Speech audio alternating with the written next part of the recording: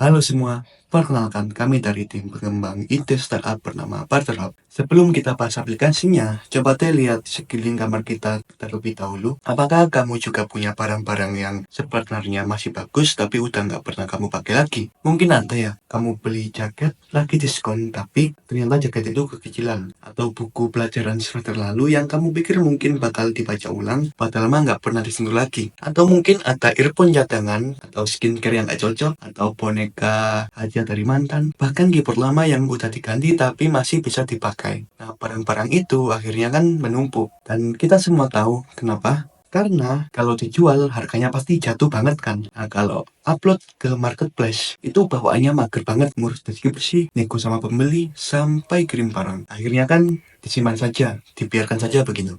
Tapi pertanyaan di sini adalah, sampai kapan kita terus begitu? Barang-barang yang kita simpan itu memakan tempat kan, bahkan bisa jadi beban visual dan emosional kita. Kita tahu barang itu masih bisa dipakai, tapi kita juga nggak punya waktu dan energi buat urus jualannya. Dan lucunya, di luar sana ada orang yang justru butuh barang itu. Tapi, mereka juga mungkin nggak punya cukup uang buat beli yang baru. Ini termasuk masalah besar. Di zaman sekarang yang serba instan dan konsumtif ini, kita lebih mudah beli barang baru daripada memikirkan cara memanfaatkan yang sudah ada. Dan kalau ini terus berlanjut, kita sedang membangun lingkaran konsumsi yang boros, tak efisien, dan tidak berkelanjutan. Padahal ya, barang yang tidak kita butuhkan bisa jadi sangat berguna bagi orang lain kan. Yang kita anggap bekas, mungkin bagi orang lain bisa jadi berkah. Barang yang kita simpan tanpa arti itu, mungkin bagi orang lain bisa jadi solusi. Nah, dari keresahan itulah muncul satu pertanyaan sederhana tapi sangat-sangat powerful sekali. Kenapa sih barang yang udah nggak kita pakai nggak kita tuker aja sama orang yang butuh gitu? Dan dari situ, akhirnya ide kami bernama Barterhood. Kami percaya budaya barter yang dulu pernah hidup di masyarakat kita bisa dihidupkan kembali, tapi dengan cara yang lebih relevan dengan dunia saat ini, yang tentunya digital, praktis, dan tetap manusiawi. Barterhood adalah bentuk solusi atas dua masalah sekaligus. Yang pertama, barang yang menumpuk karena sulit dijual. Yang kedua, orang yang sulit mengakses barang karena keterbatasan dana. Kami ingin mengubah cara orang melihat barang bekas, bukan sebagai sesuatu yang harus dibuang, tapi sebagai alat yang bisa ditukar untuk saling membantu. Barterhood itu bukan sekedar aplikasi, tapi sebuah gerakan. Gerakan yang mengurangi penumpukan, menumbuhkan kepedulian, dan menciptakan pertukaran yang lebih inklusif. Kami percaya bahwa melalui ide kami ini, kami bisa membangun cara baru untuk berbagi tanpa harus selalu bergantung pada uang. Setelah mengamati berbagai permasalahan nyata di sekitar kami, seperti penumpukan barang yang tidak terpakai, tingginya konsumsi, terus keterbatasan dana untuk kebutuhan baru, kami menghadirkan sebuah solusi yang sederhana namun berdampak, yaitu Barter Hub. Barter Hub adalah aplikasi digital yang memungkinkan pengguna untuk saling bertukar barang tanpa melibatkan uang tunai. Barter Hub itu konsepnya mudah. Jadi, jika Anda memiliki barang sudah tidak digunakan dan membutuhkan barang lain, Anda dapat menemukannya melalui sesama pengguna yang ingin bertukar. Namun, ini bukan sekedar sistem barter tradisional yang rumit dan tidak pasti. Kami merancang Barter Hub dengan pendekatan teknologi modern dan fitur yang relevan dengan gaya hidup generasi muda saat ini. Terdapat 4 fitur unggulan Barter Hub. Yang pertama, Smart Matching System. Jadi fitur ini secara otomatis mencocokkan pengguna dengan barang yang saling melengkapi. Pengguna tidak perlu repot menelusuri ratusan postingan. Sistem akan merekomendasikan mitra tukar yang sesuai berdasarkan kategori dan preferensi pengguna. Cepat, efisien, dan akurat. Fitur yang kedua yaitu Trust and Safety System. Kami memahami bahwa kepercayaan pengguna merupakan hal yang utama.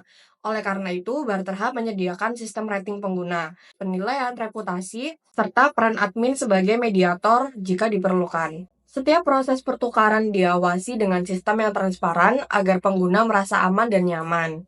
Fitur yang ketiga, kategori barang yang beragam, mulai dari barang rumah tangga, elektronik, buku, fashion, alat musik, perlengkapan outdoor, hingga koleksi pribadi.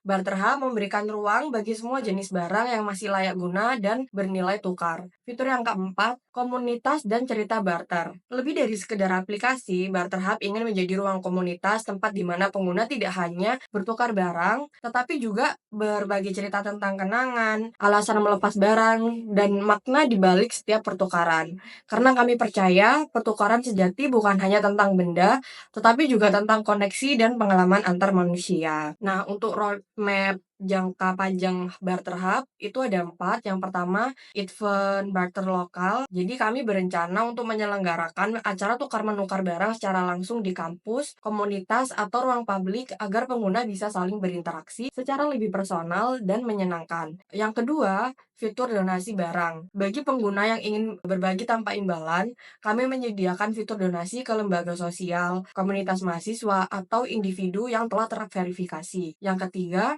sistem poin dan reward. Aktivitas barter akan menghasilkan poin yang dapat ditukarkan dengan berbagai keuntungan menarik. Semakin aktif pengguna, semakin besar potensi benefit yang diperoleh. Yang keempat, gamifikasi dan cerita pengguna.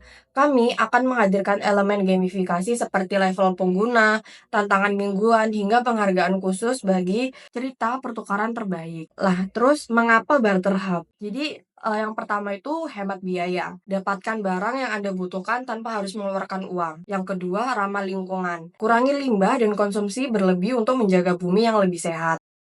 Bangun komunitas, bukan sekedar tukar barang, tetapi juga berbagi cerita, membangun kepercayaan, dan menciptakan koneksi baru. Melalui Barter Hub, kami ingin menginisiasi gaya hidup baru yang lebih bijak, hemat, dan berkelanjutan. Di tengah dunia yang semakin cepat dan konsumtif, mungkin yang kita butuhkan bukanlah memiliki lebih banyak, melainkan berbagi dengan lebih bermakna. Nah, setelah melalui berbagai proses dan kita telah mematangkan ide dari Barter Hub ini, kelompok kami merasa penting nih untuk belajar dari pengalaman nyata orang yang telah melakukan atau menyelesaikan proyek yang sama dengan ide kita. Nah, di sini kami menghadirkan Mas Sultan Persaudan Lubis. Beliau adalah alumni dari mahasiswa Teknik Informatika Universitas Internasional Semen Indonesia. Nah, beliau sekarang menjadi back-end developer di sebuah perusahaan. Nah, sebelumnya beliau pernah mengembangkan sebuah aplikasi yang bernama Barterin sebagai tugas akhir mata kuliah beliau di semester akhir. Nah, tentu saja kami mewawancari beliau dengan 7 pertanyaan yang cukup menarik bagi kami ya untuk mendapatkan insight-insight baru. Nah, pertanyaan pertama adalah ide awal startup. Nah, ide Barterin ini Mas Sultan dapat dari mana sih atau bagaimana sih ceritanya? Nah, beliau Mas Sultan ini menjelaskan bahwa Barterin ini sebenarnya berawal dari tugas kuliah. Nah, jadi di sana tiap kelompok tuh wajib untuk mengajukan ide dan mendapatkan persetujuan dari dosen. Nah, kebetulan barter ini yang disetujui sama dosen karena dianggap menarik dan berbeda dari lainnya. Sehingga lahirlah project yang bernama Barterin ini. Mungkin bukti screenshotnya bisa ditampilkan Mas Ajis. Nah, pertanyaan kedua tuh, tantangan terbesar dalam project Barterin tuh apa sih? Karena kita pengen tahu nih, apa sih yang paling menyerapkan dari sebuah proses dari aplikasi barter ini.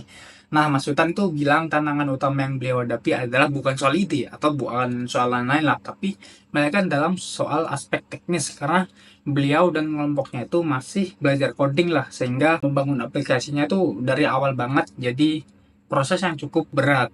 Beliau berkata mereka baru belajar bikin aplikasi, jadi prosesnya cukup menantang. Nah, pertanyaan ketiga itu titik terendah. Kita bertanya nih, titik terendah dalam pengembangan aplikasi barter ini apa sih? Nah, menariknya di sini adalah Mas Sultan bilang bahwa mereka nggak pernah berada di titik terendah atau titik yang pengen menyerah banget lah, yang dimana karena mereka bilang bahwa barter ini adalah sebuah proyek yang bersifat akademis, bukan bersifat sebuah bisnis sungguhan, sehingga tekanan yang didapatkan tuh berbeda. Jadi kita dapat insight baru nih yang menunjukkan bahwa ketika nggak ada tekanan yang nyata, motivasi untuk bertahan tuh cukup berbeda ya, karena kita bisa lihat sendiri maksudnya nggak takut atau nggak merasa pernah titik terendah banget karena mereka menyadari bahwa barter ini cuman berada di level akademik aja, bukan level bisnis. Nah, setelah kita bertanya lagi mengenai keputusan terbaik dalam pengembangan aplikasi barter ini karena kita pengen tahu nih atau pengen niru juga